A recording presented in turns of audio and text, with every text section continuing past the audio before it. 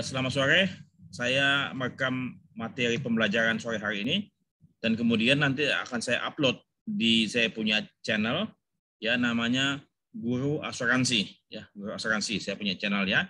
Dan kemudian nanti linknya saya akan bagikan pada kalian lewat WA Group ya, supaya kalian bisa menyimak kembali kalau misalnya ada yang perlu kalian pahami lebih dalam ya.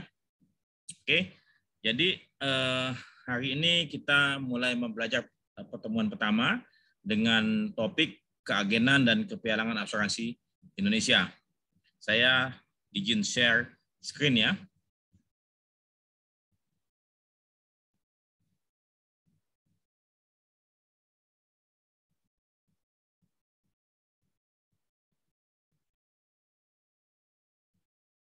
Kalian sudah melihat saya punya layar? Sudah, Pak. Sudah ya. Oke. Jadi saya akan mulai, ada 30 slide ya.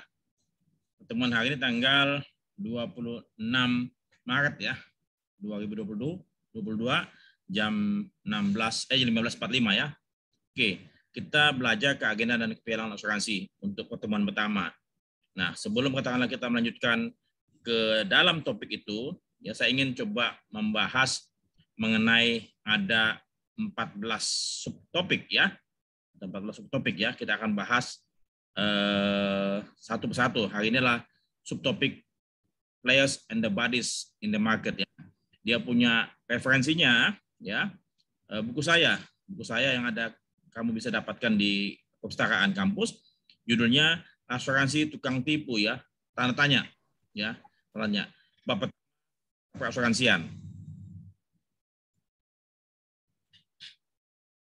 Oke. Saya akan coba bahas satu persatu pelaku perasuransian ya, dari tertanggung, penanggung, pialang, agen, penilai, perusahaan reasuransi, pialang, reasuransi dan pihak ketiga lainnya. Ya, oke. Pertama, tertanggung. Karena tanpa tertanggung bisnis asuransi ini tidak ada. Ya, tanpa tertanggung bisnis asuransi tidak ada. Nah, siapakah tertanggung kita? Siapakah yang membeli polis? Siapakah pemegang polis ataupun bayar polis? Ya, tentunya kita tahu di luar sana konsumen ataupun masyarakat pengguna jasa asuransi bisa terdiri dari masyarakat luas ya, masyarakat ya, selain pemerintah ya. Jadi ada swasta, ada pemerintah ya. Jadi perusahaan-perusahaan tersebut kita bagi coba dalam perusahaan swasta dan maupun perusahaan pemerintah. Sementara kalau katakanlah kita lihat secara badan hukumnya, ada yang badan hukum, ada yang pribadi ataupun keluarga. Katakan misalnya saya sebagai tertanggung ataupun saya sebagai pemasar. Ya, saya sebagai pemasar ataupun saya sebagai agen asuransi, kepada siapa saya bisa menawarkan ya? Kepada siapa saya bisa menawarkan polis asuransi ini? Tentunya target saya adalah orangnya apa? Orang yang punya apa? Punya kemampuan keuangan ya, punya kemampuan keuangan, dan kemudian kedua apa? Yang punya apa? Risiko ya, punya risiko. Yang ketiga adalah yang ingin apa? Memiliki proteksi atas mereka punya aset ya. Jadi tertanggung itu tidak semua masyarakat perlu asuransi ya. Jadi jangan sampai katakanlah kita sebagai agen ataupun sebagai broker nanti ataupun pialang itu menawarkan semua lapisan masyarakat ya. Jadi kita mesti tuju dulu nih, masyarakat mana yang akan kita tuju ya. Apakah dia punya kemampuan keuangan ya. Kemudian kedua, apakah dia memang punya keinginan ya untuk membeli asuransi. Jadi dua hal tersebut yang paling utama. Dan kemudian, nah kita mau sasar ke mana? Apakah kita katakan misalnya untuk asuransi jiwa, kita mau sasar ke individu, keluarga, pribadi, ataupun ke perusahaan? Itu bisa juga kita kita tawarkan ke perusahaan. Perusahaan tersebut tentunya punya apa? Punya karyawan, punya keluarga karyawan, itu yang kita coba sasar ya. Jadi biasanya kalau kata tadi individu itu individual term, individual life, sementara kalau di asuransi koperasi ataupun perusahaan itu namanya grup ya, grup term ataupun grup hospital, karena banyak dia punya member atau banyak dia punya yang menjadi tertanggung di situ ya. Nah, jadi bisa individu, bisa swasta, bisa individu, bisa perusahaan, bisa swasta, bisa pemerintah. Nah, kemudian jadi jangan sampai katakanlah begini yang saya mau coba tekankan kepada kalian ya. Apakah semua tertanggung memerlukan polis Anda? Atau saya balik, apakah polis kita, polis asuransi yang kita miliki, itu sesuai dengan kebutuhan ataupun profil tertanggung?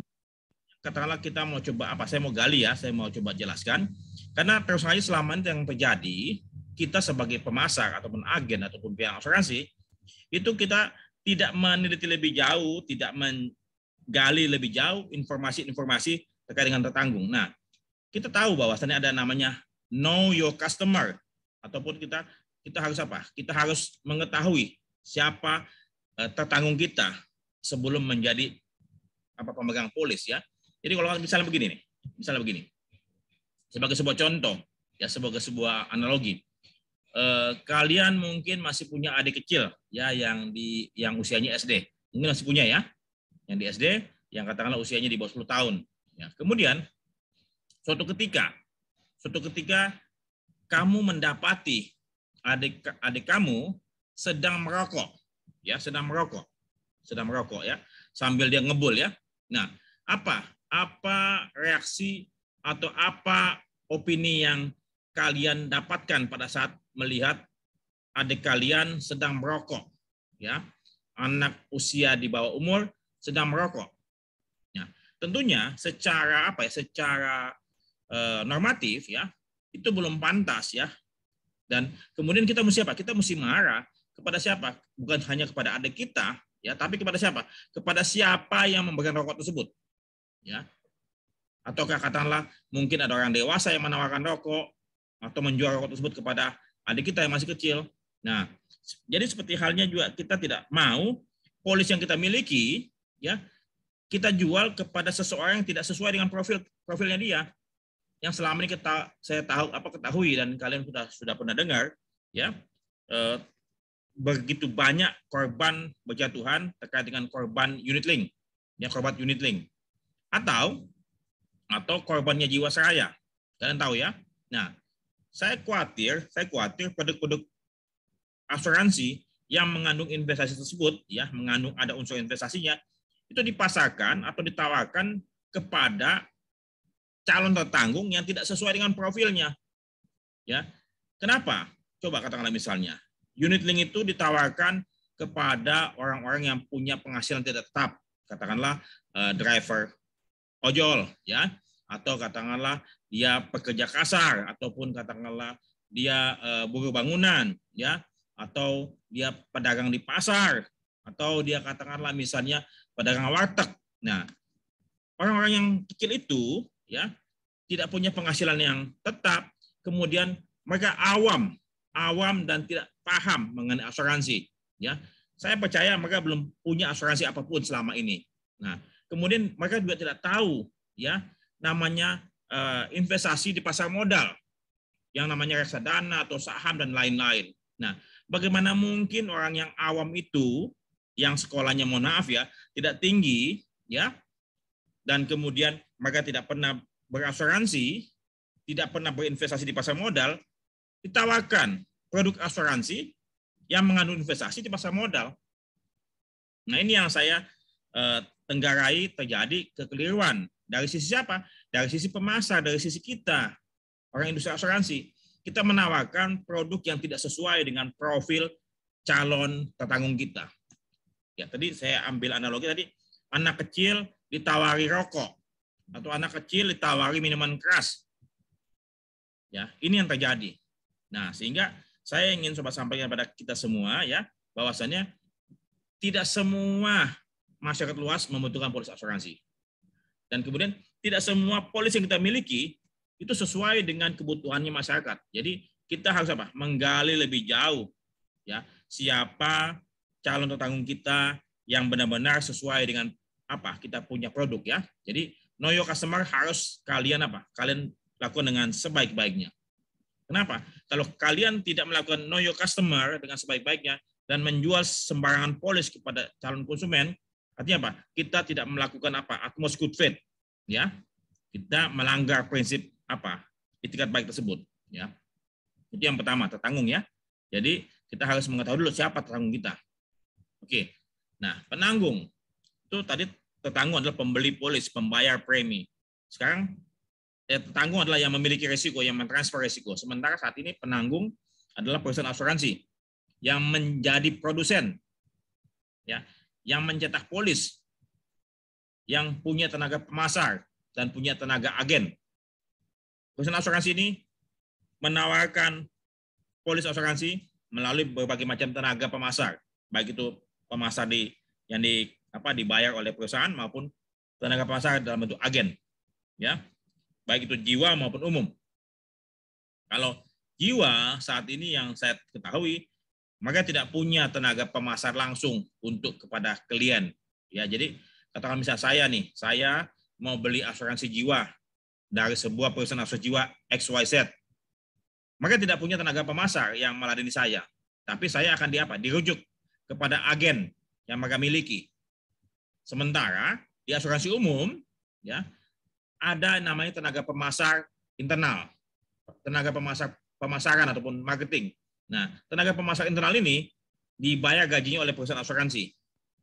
Ya, selain katakan tadi lewat agen, asuransi umum juga ada agen, ada tenaga pemasar dalam.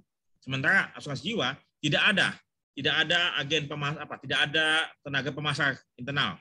Jadi ini perbedaan yang ada di dalam industri asuransi Indonesia.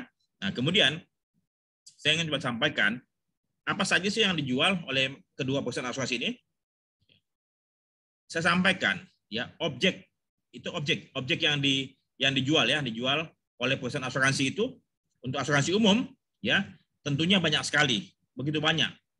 Pertama apa yang kalian mesti pahami? Yang di asuransi yang menjadi objek pertanggungan adalah apa? Aset ataupun harta benda, ya, harta benda itu kata-kata misalnya gedung bangunan, hotel, apartemen, kemudian pabrik, gudang, ya, itu aset ataupun harta, ya.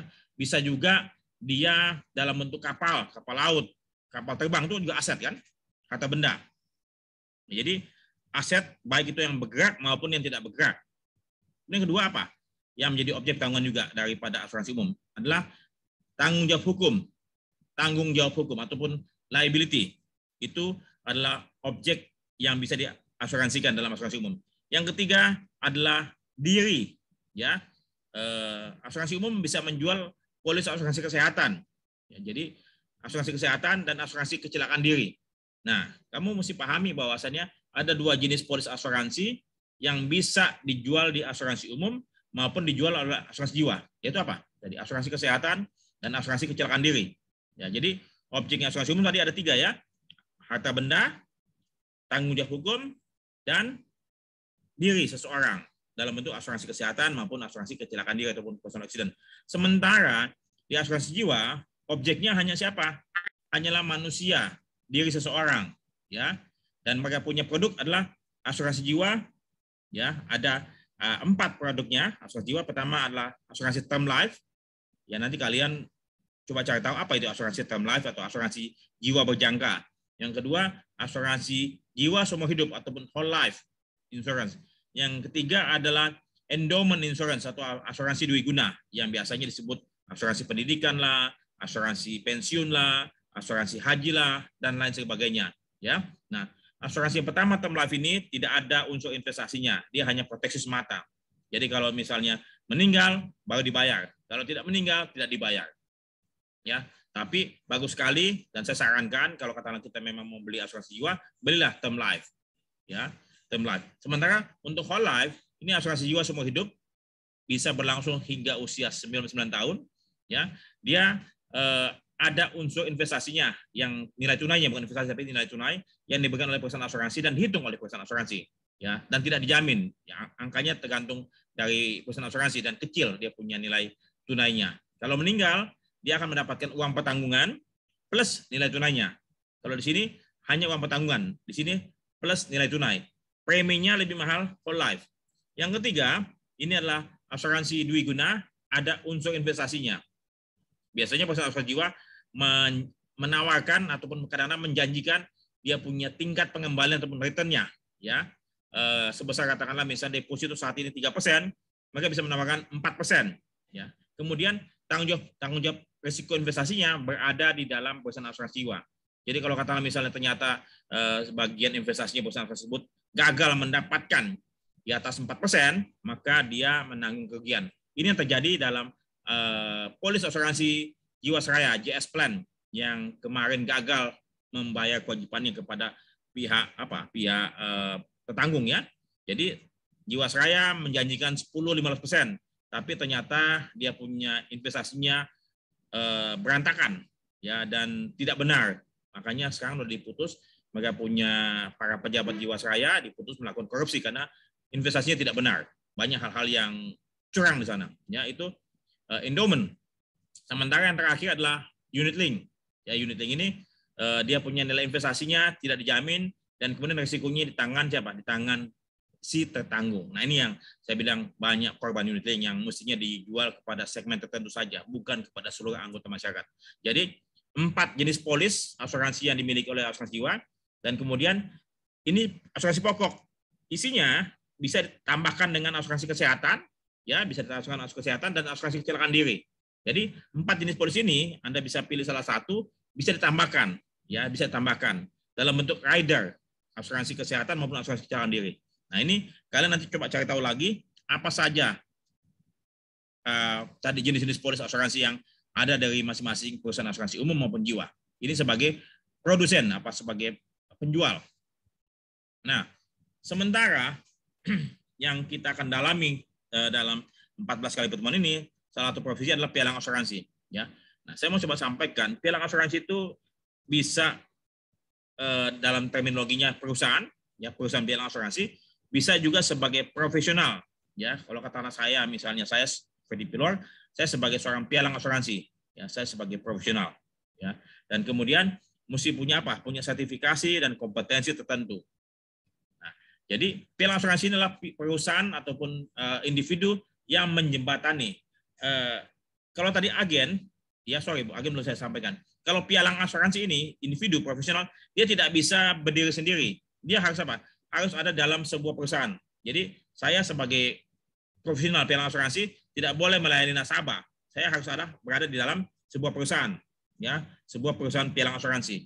Baru saya bertindak atas nama perusahaan pialang asuransi ini untuk membantu konsumen. Nah, fungsinya adalah menjembatani keawaman tertanggung tadi untuk mendapatkan Untuk mendapatkan proteksi yang sesuai dengan profil yang dimiliki oleh tertanggung tersebut dengan mendapatkan luas jaminan yang begitu bagus dan harga yang begitu bersaing daripada perusahaan asuransi. Pialang asuransi ya bisa ganti perusahaan asuransi. Yang penting Dia bertindak untuk atas nama tertanggung dan kemudian kalau dia mendesain program asuransi untuk kebaikan siapa? Kebaikannya si tertanggung. Jadi dia cari di pasar asuransi, misalnya katakanlah asuransi XYZ nggak bisa memberikan penawaran yang bagus, dia ganti lagi perusahaan ABC atau lagi yang lain-lain. Jadi perusahaan pialang asuransi ini akan mencarikan produk yang sesuai dengan profil dari tertanggung yang ada di pasar dan bersaing. Ya, jadi pialang asuransi punya potensi, punya posisi yang tawar-menawar yang lebih kuat dibandingkan tertanggung. Kenapa? Karena tertanggung awam ya. Ini nanti kita akan bahas lebih jauh. Nah, sementara agen asuransi ya, saya sampaikan, agen asuransi itu bisa berbentuk individu. Kalau kata saya, misalnya saya Freddy Pilor mau menjadi agen daripada Tokyo Marine, bisa. Saya bisa menjadi agen asuransi daripada perusahaan asuransi Tokyo Marine. Ya, tapi kalau tadi pialang asuransi individu tidak bisa melamar ataupun menjadi pialang asuransi Tokyo Marine. Dia harus berada dalam satu badan hukum PT, ya PT pialang asuransi apa. Nah, sementara kalau saya sebagai agen bisa berbentuk pribadi sendiri ya. Saya mendaftar ke Tokyo Marine, satu asuransi umum, dan kemudian saya mendaftar ke misalnya Manulife untuk asuransi jiwa. Jadi saya boleh mengageni 2 perusahaan asuransi, satu jiwa, satu umum. Itu yang berlaku di Indonesia saat ini. Nah, sementara agen asuransi juga bisa berbentuk PT ataupun perusahaan. Katakanlah tadi misalnya karena keterbatasan, ya, agen hanya boleh mengageni satu perusahaan, sehingga saya berkumpul dengan teman-teman, katakanlah 5 ataupun sampai 10 orang, ya, membentuk suatu perusahaan. Kemudian agen-agen ini menjadi agen dari masing-masing tadi perusahaan. Jadi ada 10 orang berkumpul, berarti Ada 10 perusahaan asuransi umum dan ada 10% asuransi jiwa, ya. Sehingga kami berkumpul di sana. Kemudian kalau katakanlah ternyata yang bisa asuransi ini berarti pakai namanya dia, asuransi ini pakai nama saya, ya. Jadi itu agen asuransi dalam bentuk perusahaan, ya. Kemudian sebagai profesi tentunya dia harus apa? Harus juga mumpuni, harus punya syarat-syarat tertentu, ya, harus punya kompetensi dan mesti ujian lisensi juga agar bisa apa? Bisa menjadi agen yang profesional. Tetapi kemudian kalau katakanlah kalian lihat saat ini agen-agen yang katakanlah direkrut oleh perusahaan asuransi, ya, saya lihat kebanyakan apa ya, mengalami bias, ya. Kenapa? Karena profesi agen ini sebetulnya bukan profesi yang diminati, ya, bahkan mungkin hanya sekilas saja ya dipikirkan oleh banyak anggota masyarakat kita. Coba tanyakan kepada teman-teman kita di luar sana, mau nggak kamu jadi agen asuransi, ya? Jadi mereka terjadi agen asuransi tersebut kebanyakan ya karena nggak punya pilihan, ya, atau diajak sama saudara ataupun teman, ya, lu jadi agen aja, ya, agen ini bisa cepat kaya atau segala macam. Jadi orang yang tidak punya suatu intensi ataupun keinginan untuk jadi agen asuransi dan tidak bisa menjalani dengan baik, ya, dan mungkin nanti bisa apa ya, menjadi racun di dalam industri asuransian, sebaiknya tidak ditawarkan. Dan kriteria calon agen asuransi tersebut harus pun juga dia ditetapkan, ya. Katakanlah mohon maaf, ya, jadi dia mempelajari kepolisian, dia mesti paham kan bahasa hukum, sehingga kalau katakanlah seseorang yang punya latar belakang yang sangat terbatas kemudian diajak jadi agen asuransi, ya, saya khawatir nanti pada waktu dia melakukan presentasi, melakukan penjelasan kepada masyarakat luas dan kemudian keliru, ini sebetulnya salah siapa? Salahnya perusahaan asuransi. Mengapa merekrut, ya, agen yang apa ya, mohon maaf ya, tidak memenuhi kualifikasi tertentu. Jadi saya berharap nanti ke depan materi-materi yang lain perusahaan asuransi harus apa? Harus lebih jeli dalam memilih dan melatih, ya, agen-agen ini. Kita akan lihat ke belakang, ya. Oke, jadi intinya agen adalah wakilnya perusahaan asuransi. Dia memasarkan produknya perusahaan asuransi, baik itu umum maupun jiwa. Nah, kemudian ada yang namanya penilai kerugian ataupun adjuster. Nah, tadi kemudian lagi kalau agen bisa individu, ya, bisa mendaftar. Kalau pialang tidak bisa. Nah, adjuster pun juga sama, dia tidak bisa memberikan pelayanan ataupun menawarkan mereka punya profesionalisme kepada perusahaan asuransi. Misalnya katakanlah saya punya anak seorang adjuster, ya, dia bekerja di sebuah perusahaan loss adjuster. Nah, dia tidak bisa individu menawarkan diri kepada perusahaan asuransi misalnya Allianz ataupun Astra. Saya sebagai seorang adjuster, saya memberikan jasa kepada Anda, tidak dikenal adjuster individu, ya, tapi dia harus bekerja dalam sebuah perusahaan loss adjuster untuk memberikan pelayanan kepada perusahaan asuransi yang menunjuk dia untuk dapat melakukan survei, melakukan verifikasi atas klaim tersebut, ya, apakah polis ini liable atau tidak liable. Kemudian kalau katakanlah di polis tersebut liable, maka selanjutnya dia harus menghitung nilai kerugian yang pantas diterima oleh konsumen ataupun tertanggung, ya. Nah, loss adjuster ada dua jenis. Ya. Pertama adalah average adjuster, ya. Average adjuster ini AVRAG, ya, adalah adjuster yang khusus menangani kasus-kasus klaim marine hull, ya, khususnya tabrakan kapal. Itu average adjuster. Jadi hanya menangani marine hull. Sementara adjuster yang satu lagi adalah loss adjuster. Loss adjuster ini adalah adjuster yang menangani seluruh klaim asuransi umum, kadang-kadang juga jiwa, selain asuransi rangka kapal ataupun marine hull. Ya, jadi ruang lingkupnya loss adjuster jauh lebih banyak, ya, dibandingkan average adjuster. Nah, siapa yang nunjuk loss adjuster ataupun average adjuster? Yang nunjuk adalah perusahaan asuransi sesuai dengan kondisi polis. Tetapi pialang asuransi punya hak juga, punya kuasa pada waktu dia negosiasi dengan perusahaan asuransi sebelum penutupan polis, ya, sebelum diterbitkan polis, biasanya pialang asuransi memasukkan suatu klausula yang namanya nominated loss adjuster. Nah, broker tersebut mencantumkan nama-nama loss adjuster yang dia tahu kompeten dan kerjanya bagus. Ya, katakanlah contohnya misalnya dia masukkan loss adjusternya Cunningham yang pertama, yang kedua McLaren, yang ketiga mungkin Atlas, ya. Jadi 3 loss adjuster tersebut tercantum dalam polis dan kemudian pada waktu penunjukan loss adjuster terjadi klaim, perusahaan asuransi tersebut akan menunjuk salah satu dari 3 tersebut. Ya, jadi walaupun perusahaan asuransi yang menunjuk pada waktu terjadi klaim, tapi pada waktu penerbitan polis, ya negosiasi polis, pialang asuransi bisa memasukkan nama-nama loss adjuster yang dia ingin gunakan jasanya pada waktu terjadi klaim atas nasabah yang dia tangani. Itu penilaian kerugian.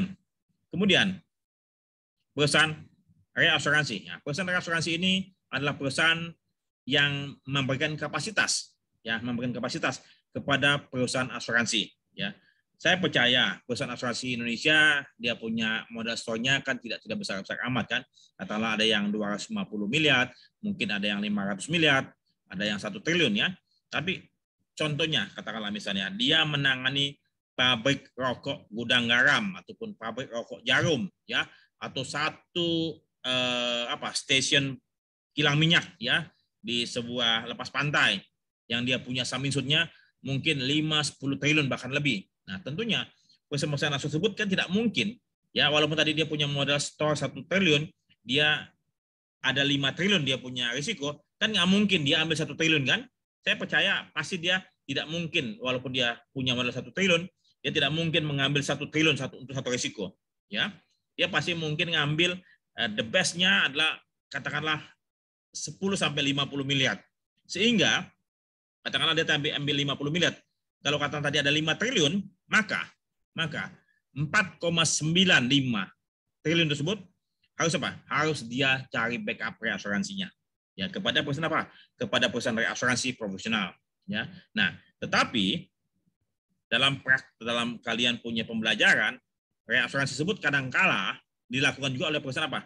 Perusahaan asuransi. Ya, perusahaan asuransi bisa berlaku sebagai perusahaan reasuransi. Ya, dia menawarkan kapasitas kepada sesama perusahaan asuransi. Bisa. Ya, katakanlah misalnya tadi, misalnya Astra Internasional, asuransi Astra. Ya, dia sudah menampung risikonya, dia tawarkan ke Jasindo, dia tawarkan ke Tugu Pratama, dia tawarkan ke Allianz atau ditawarkan ke Sentral Asia, ACA, itu bisa saja. Jadi ada perusahaan asuransi yang bisa berlaku sebagai perusahaan reasuransi menawarkan kapasitas. Tapi perusahaan reasuransi yang profesional itu tidak boleh menjual polis asuransi, tapi dia boleh memberikan kapasitas kepada perusahaan asuransi ya. Ada beberapa perusahaan reasuransi profesional di Indonesia, katakanlah Tugu Re, Marein, National Re, sama reasuransi Indonesia Internasional ya, yang saat ini dia punya direkturnya adalah Pak Beni Wawaruntu, sahabat kami ya. Nah, ini perusahaan reasuransi. Dia memberikan kapasitas kepada perusahaan asuransi.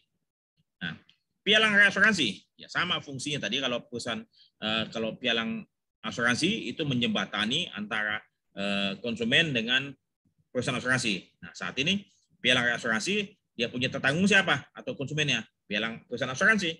Sementara yang dia punya partner perusahaan reasuransi yang menyediakan kapasitas. Jadi dia berada di antara perusahaan asuransi dan perusahaan reasuransi. Mengapa perusahaan asuransi membutuhkan jasa pialang reasuransi?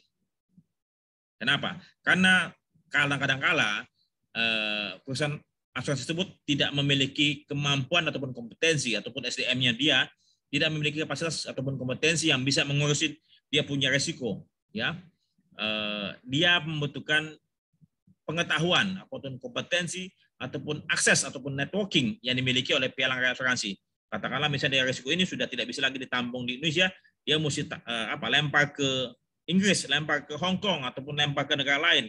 Nah, biasanya perusahaan asuransi Indonesia lokal kebanyakan tidak punya kemampuan cukup dan tidak punya networking sampai ke negara-negara lain ya. Makanya dibutuhkan pialang reasuransi yang punya kapasitas untuk membantu mereka. Nah, kemudian kita tahu tadi mereka itu semua yang tadi saya sampaikan, mereka punya izin, ya, punya izin dari OJK, ya, dia bayar iuran ke OJK dan dia punya surat izin usaha dari OJK, ya, dan dia mematuhi segala macam peraturan-peraturan yang ada di OJK, ya, itu sangat ketat. Tetapi pihak ketiga lain yang mendapatkan manfaat, ya, manfaat dari transaksi asuransi, tetapi tidak diatur secara tegas dan tidak membayar iuran kepada OJK. Ya, misalnya bank walaupun dia perusahaan keuangan, ya di bawah OJK juga, tapi pada waktu dia terima komisi dari perusahaan asuransi, ini yang tidak kena pajak dan segala macam. Ini mesti dipikirkan lebih lanjut. Kenapa? Seringkali pihak ketiga lainnya mendapatkan komisi jauh lebih besar, ya, dibandingkan perusahaan-perusahaan perasuransian yang dapat izin secara resmi sebagai perusahaan perasuransian. Katakanlah tadi pialang asuransi maupun agen asuransi yang dalam bentuk PT, ya, yang dia diatur oleh OJK secara langsung dalam industri keuangan asuransi, ya. Sementara bank, lembaga pembiayaan, dia tidak diatur secara spesifik, ya, untuk mengurus asuransi, ya. Dan kebanyakan yang saya sampaikan kepada kalian, ya, ini yang katakanlah industri asuransi Indonesia saat ini menjadi apa? Menjadi seperti kerbau di cuk hidung, ya, kalau berhadapan dengan bank maupun lembaga pembiayaan ini. Mengapa? Bank ataupun lembaga pembiayaan ini ataupun leasing company biasanya Pak meminta komisi ataupun diskon yang mereka sebut fee-based income jauh lebih besar, ya, daripada apa yang perusahaan asuransi tersebut bisa berikan kepada pialang maupun agen. Ya, contoh kasus, ya. OJK mengatur maksimum pemberian komisi ataupun diskon untuk asuransi kendaraan motor sebesar hanya 25%, ya. Tetapi bank ataupun lembaga pembiayaan ini meminta kepada perusahaan asuransi, ya, jauh di atas itu, ya. Mengapa saya bisa mengatakan demikian? Kenapa? Karena saya pernah dapat beberapa cerita dari teman saya langsung. Dia bercerita, saya punya perusahaan asuransi, saya sebagai dirut di sini, ya, kita selama waktu sebelum ada aturan OJK tersebut, ya, saya punya sekitar 25 leasing company yang menjadi nasabah saya, 25 leasing. Nah, setelah adanya aturan OJK yang hanya membatasi maksimum diskon ataupun potongan 25%, ya, dan dia mematuhi aturan tersebut, ya, tidak boleh lebih dari 25. Nyatanya, prakteknya satu persatu nasabah dia yang tadi leasing company meninggalkan dia dan pindah ke toko sebelah. Ya, artinya apa? Artinya bahwasannya toko sebelah bisa memberikan diskon ataupun komisi yang lebih besar di atas 25. Bahkan saya dengar bisa mencapai 50% lebih. Tetapi sampai saat ini tidak ada yang apa? Tidak ada yang ditangkap ataupun dihukum karena melanggar aturan OJK. Karena kita sama-sama bahwasannya di luar sana sudah begitu banyak, ya, banyak pelanggaran tapi didiamkan. Nah, inilah lembaga-lembaga inilah yang sebagai pelaku tapi tidak diatur khusus dalam aturan-aturan khususnya untuk industri asuransi, ya, tapi mereka mendapatkan komisi potongan diskon yang lebih besar. Nah, sesungguhnya mereka sendiri, bank dan lembaga pembiayaan ini kan sebetulnya bukanlah perantara, mereka tidak memberikan nilai tambah kepada konsumen, tidak memberikan nilai tambah kepada tertanggung, ya. Dan mereka sendiri sesungguhnya adalah apa? Sesungguhnya mereka sendiri ada tertanggung, ya. Kenapa? Makanya disebutkan, katakanlah misalnya, mohon maaf ya, Bank QQ nama PT PT ABC. Nah, berarti apa? Bank ini sebagai tertanggung, tetapi bank menerima komisi juga dari perusahaan asuransi. Kan mestinya komisi ini diberikan kepada pembayar polis sehingga untuk mengurangi premi yang dibayarkan oleh pembayar premi, kan, ya, gitu loh. Jadi saya tidak sepakat, ya, bank dan lembaga pembiayaan lain mendapatkan potongan ataupun diskon yang lebih besar daripada aturan yang disampaikan, dan bahkan mestinya lebih kecil daripada komisi yang diberikan oleh perusahaan asuransi kepada agen maupun pialang asuransi. Kenapa? Karena bank dan lembaga pembiayaan tidak memberikan nilai tambah kepada konsumen, ya, tidak memberikan nilai tambah, ya, jadi bahkan menjadi beban buat konsumen. Semestinya seseorang berhak mendapatkan komisi ataupun income, penghasilan, ya, bila mana dia memberikan nilai tambah, memberikan manfaat, ya, kepada orang yang dia layani. Ya, sementara bank dan lembaga pembiayaan tidak punya nilai tambah kepada konsumen sama sekali. Oke. Kemudian ini pelaku perasuransian. Sampai sini ada yang kalian mau tanyakan? Apa saya lanjut dulu? Saya lanjut dulu ya. Oke, ini pelaku-pelaku ya. Nah, kemudian ataupun badan-badan hukum ya. Yang saya mau coba jelaskan, ya ada OJK sebagai regulator, pembuat kebijakan, pengatur, pengawasan segala macam. Ada DAI, kita akan lihat satu persatu. OJK, kalian lihat undang-undang OJK, undang-undang tentang OJK nomor 21 ya, Undang-Undang 21 tahun 2011 ya, tahun 2011 tentang OJK. OJK ini adalah sebuah lembaga yang dibentuk oleh DPR ya, tahun 2011 tersebut ya. Kenapa? Karena DPR kecewa dengan apa? Kecewa dengan fungsi dan peranan BI ya, katanya gagal melakukan perannya, padahal sebetulnya tidak juga ya. Ini memang DPR adalah lembaga politis ya, dan saat ini terus saja OJK sebagai pengawas dan sebagai pembina industri keuangan yang saya lihat nyatanya ya, Bumi Putra tidak mampu melakukan kewajiban ya, bahkan semakin parah dia punya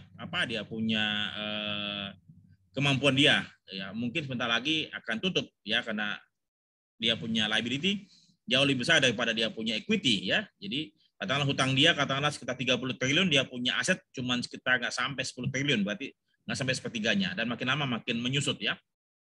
Kenapa? Dia sudah tidak bisa jual polis lagi, tapi kewajiban-kewajiban semakin besar. Sementara juga Jiwasraya ya, asuransi jiwa plat merah pemerintah punya ya, itu pun juga gagal diawasi ya, dan bangkrut ya. Dan akhirnya siapa yang mengalami kerugian? Masyarakat luas ya, dan masih banyak lagi asuransi Kresna Life, asuransi Wana Arta ya, kemudian Himalaya, kemudian asuransi Raya yang tutup dan segala macam itu. Dan apakah ini keberhasilan? Saya pikir tidak ya. Tapi harapan kita terlampau besar memang kepada OJK untuk melakukan fungsi pengawasan, pembinaan dan segala macamnya. Dan salah satu kelebihan yang diagung-agungkan, OJK punya yang namanya edukasi dan perlindungan konsumen. Tetapi nyatanya edukasi yang dilakukan oleh OJK pun juga masih belum terlampau masif ya, belum terlampau masif ya, dan perlu ditingkatkan ya. Buktinya tingkat literasi masyarakat Indonesia ataupun penetrasi asuransi di Indonesia masih belum terlampau tinggi ya, dan perlindungan konsumen ya itu pun juga gagal dilakukan perlindungan konsumen ya. Buktinya konsumen korban uniting ini pun juga gagal dilindungi ya, tidak ada solusi ya hingga saat ini. Jadi Anda menilai sendiri, ini adalah lembaga yang katakanlah dibentuk oleh DPR ya.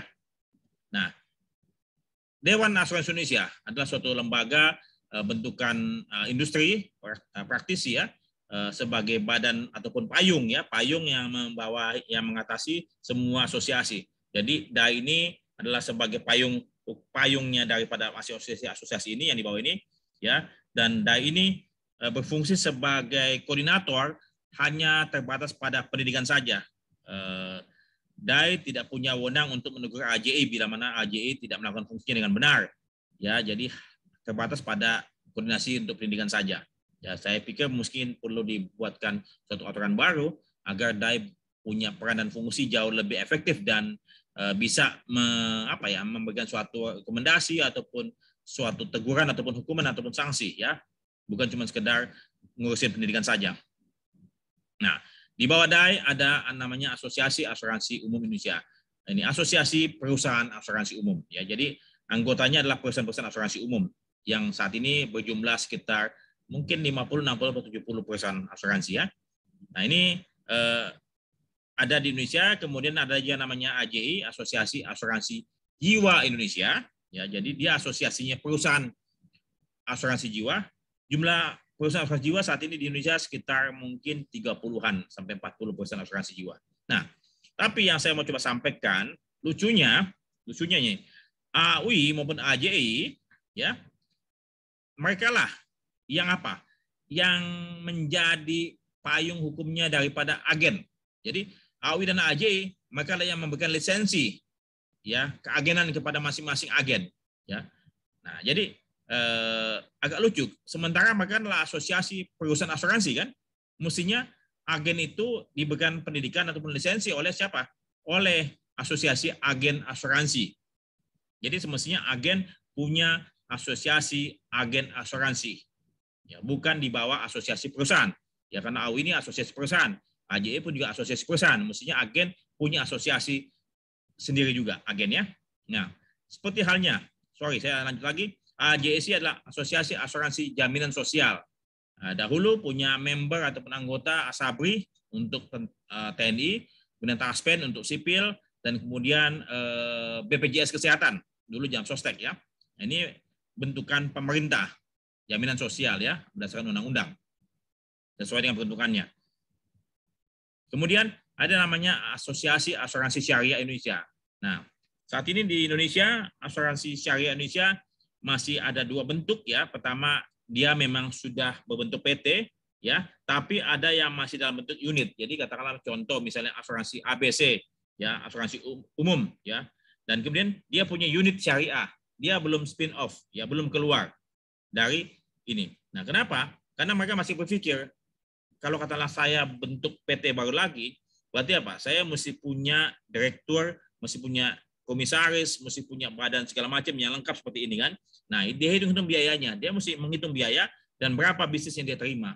Jangan sampai bikin perusahaan tapi tidak bisa menghasilkan keuntungan.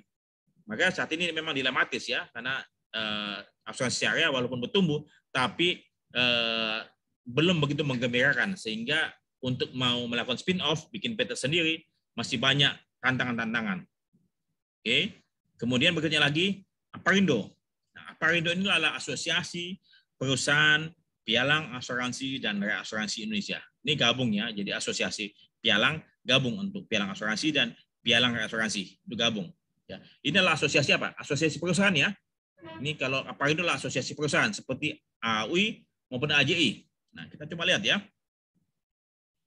Kemudian BMAI dulu namanya Badan Mediasi Asuransi Indonesia, itu sudah dibubarkan, ya sudah dibubarkan 2-3 tahun yang lalu. Dan kemudian OJK mengambil peran, ya, meleburkan semua badan mediasi yang ada di luar OJK dan dia ambil alih fungsi perannya. Ya, jadi fungsi peran tadi mediasi segala macam adanya di OJK. Namanya disebut Lembaga Alternatif Penyelesaian Sengketa Proses Keuangan. Nah, tapi kemudian kasus-kasus mis-selling unit atau misconduct, LAPS OJK punya keterbatasan, tidak bisa melakukan penyelesaian. Dan banyak keterbatasan yang tidak bisa dilakukan oleh LAPS OJK ini. Ya, jadi ada kelemahan-kelemahan juga. Oke. Kemudian ada yang namanya sekolah, STM Trisakti, ya. Ada yang namanya STIMBRA, ya. Ini lembaga pendidikan formal memberikan gelar akademik, ya, baik D3 maupun D1. Kalian tahu sendiri karena saat ini kalian sudah berada di SMA Trisakti ya. Nah, APARI adalah asosiasi ahli pialang asuransi dan reasuransi Indonesia. Nah, saya sebagai pribadi adalah anggota APARI ya, tapi perusahaan saya adalah anggota Aparindo. Ya, beda ya. Jadi, saya pribadi anggotanya APARI karena profesi saya berada di bawah APARI. Seperti halnya dokter punya asosiasi dan mereka bernaung di bawah apa? Di bawah Ikatan Dokter Indonesia ataupun IDI, ya. Jadi pialang asuransi berada di bawah naungan APARI. Sementara rumah sakit, ya, ada yang namanya Persatuan Rumah Sakit Swasta Indonesia. Ya, jadi badan hukum punya lembaganya sendiri, profesi individu punya punya asosiasi sendiri, ya. Nah, makanya semestinya asosiasi asuransi umum Indonesia itu perusahaan asuransi umum, mestinya agen pun juga punya asosiasinya sebagai pribadi. Tidak boleh dia gabung di AUI. Begitupun juga agen asuransi jiwa tidak boleh gabung di AJI. Tidak boleh. Dia mesti punya punya asosiasi tersendiri. Ya, seperti halnya IDI di bawah menaungi dokter, sementara rumah sakit di bawah naungi Persatuan Rumah Sakit. Ya, begitupun juga APARI sebagai individu, saya bernaung di situ, tapi perusahaan saya bernaung di Aparindo. Nah, ini kemudian AMAI, Asosiasi Ahli Manajemen Asuransi Indonesia. Saya sebagai anggota AMAI juga, ya. Saya tidak bawa di AUI, saya tidak menjadi anggota AJI, tapi saya anggota AMAI sebagai pribadi. Sementara perusahaan asuransi di bawah AUI dan di bawah AJI ya. Jadi AMAI adalah individu, APARI individu, ID individu. Agen mestinya adalah asosiasi individu. Oke. Nah, ini ada yang namanya LPM Matrisakti, LPAI, dan WDA. Ini lembaga-lembaga khusus ya. Jadi non gelar akademik, tanpa gelar akademik, tapi berikan sertifikasi ya. Saya mencintai pendidikan, saya suka memberikan berbagi pengalaman maupun pengetahuan yang saya miliki. Saya bangun namanya Etiket Academy ya, dan bisa asuransi ini yang saya lakukan untuk dapat mengembalikan apa yang saya terima selama 35 tahun lebih dari industri ya, karena saya berharap industri ini menjadi lebih baik dari waktu ke waktu. Nah, ini gelar sertifikasi. Kalian pun juga nanti ke depan akan memiliki gelar sertifikasi mungkin SCAS ataupun saat ini sudah jadi sarjana apa ya. Ini gelar akademik ya. Kemudian nanti kalau sebaiknya kalian mengambil gelar profesi dari AMAI ya, ini adalah ahli asuransi Indonesia kerugian, ini jiwa ya, ini Ajun yang dibawanya. Sementara untuk APARI ya, ada yang namanya CIIB ya, Certified Indonesian Insurance Broker, ahli pialang asuransi Indonesia. Ajun, ahli pialang asuransi Indonesia. Nah, kalau kalian mau ngambil dari luar negeri ada namanya Assurance Chartered Insurance Institute ya. Ini Australian New Zealand Insurance Institute and Finance ya. Nah, ini dari Inggris, yang ini dari Australia New Zealand. Nah, kemudian kalau agen asuransi itu dia tidak punya gelar ya, dia hanya punya lisensi bahwa kamu bisa menjadi agen dan kamu sudah bisa menjual asuransi. Dan ini harus diperpanjang, dan semua kecuali gelar akademik ya, itu tidak perlu di maintain ya. Sementara gelar profesi ya, itu harus di maintain. Kita harus mengikuti pelatihan-pelatihan tertentu ya, yang memenuhi kualifikasi daripada asosiasi tersebut agar dapat apa? Mempertahankan kita punya gelar profesi tersebut. Dan ini berbayar ya, membership ini berbayar. Katakan misalnya saya punya ansip ya, ansip ini saya punya, bayar berapa setahun? Saya bayar 3 juta setahun ya. Tapi kalau sarjana ekonomi asuransi ataupun insinyur tidak perlu bayar ya. Tapi saya IB, saya mesti bayar berapa? Saya bayar tiap tahun, untuk Indonesia masih murah, cuma 250.000 ya. Jadi ini yang kalian harus kuasai, dan saya akan baru buka seluruhnya untuk pertemuan hari ini agar kalian tahu bagaimana siapa yang ada di pasar dan bagaimana mereka punya sepak terjang. Oke, itu saja dari saya. Ada yang kalian mau tanyakan sebelum saya kasih tugas? Silakan. Halo? Pak, mau nanya dong. Silakan. Siapa? Anissa, ini untuk tugasnya maksudnya bikin apa ya, Pak? Oke, ini berarti kamu bukan nanya pelajaran ya, tapi nanya tugas ya. Oke, tugasnya ini, tugas terstrukturnya ya, ini individual ya, tidak boleh kelompok ya, individual. Pertama adalah tugas membuat ringkasan ataupun summary dari apa yang kalian dengarkan yang saya sampaikan pada kalian ya, membuatkan summary itu ya. Kemudian tugas mandiri kalian harus lebih baik ya. Jadi kalian buat tulisan ya, dilengkapi dari bahan-bahan yang kalian dapatkan dari internet. Katakan tadi pialang asuransi apa, agen asuransi apa, kalian tambahkan ya, kalian tambahkan dari googling ya, apa tuh pialang asuransi, apa tuh agen asuransi. Selain kalian dapatkan dari buku referensi yang saya sebutkan tadi ya, dan kalian harus kumpulkan sebelum jadwal kuliah minggu depan. Ya, katakan kita kuliah minggu depan Sabtu, ya berarti kalian kumpulkan hari Jumat malam jam 24.00 ya, dan kalian harus kirimkan ke alamat ini, email saya ya, supaya saya bisa langsung buka dan saya akan lihat siapa yang mengirim dan siapa tidak. Tolong kalian cantumkan nama kalian sama NIM kalian dan tugas pertemuan pertama. Begitu, Anissa? Oke, Pak. Oke. Ada yang lain yang kalian mau tanyakan dari hari ini, pelajaran hari ini? Nanti setelah saya dapatkan rekaman ini, saya akan upload saya punya rekaman ini ke saya punya channel, dan saya akan berikan linknya kepada kalian supaya kalian bisa menonton kembali dari apa yang saya sampaikan kepada kalian sore hari ini. Ada pertanyaan dari kalian? Hari ini yang hadir 19 anak ya. Sementara peserta mahasiswa ada 22, berarti ada 3 yang tidak hadir di kelas ini ya. 3 yang tidak hadir. Nah, kemudian saya akan coba lihat dalam daftar absen ini. Ya, oke. Berarti memang ada 19 anak yang hadir ya. Yang lain-lainnya ada 3 yang tidak hadir. Saya akan absen, berarti 3 tersebut tidak ada kabar dan saya anggap dia alpha. Oke, ada lagi pertanyaan kalian? Kalau tidak ada, kalian buatkan tugas kalian dan kirimkan sebelum waktu yang ditetapkan. Ya, terima kasih. Sampai jumpa minggu depan ya. Iya, Pak. Terima kasih. Sampai jumpa. Terima kasih, Pak. Selamat sore, mari. Terima kasih, Pak. Pak. Bapak nanti minta recordnya ya, Pak. Ya, saya akan berikan linknya ya nanti ya. Oke, makasih ya. Saya lihat kirimkan di WA ya. Makasih.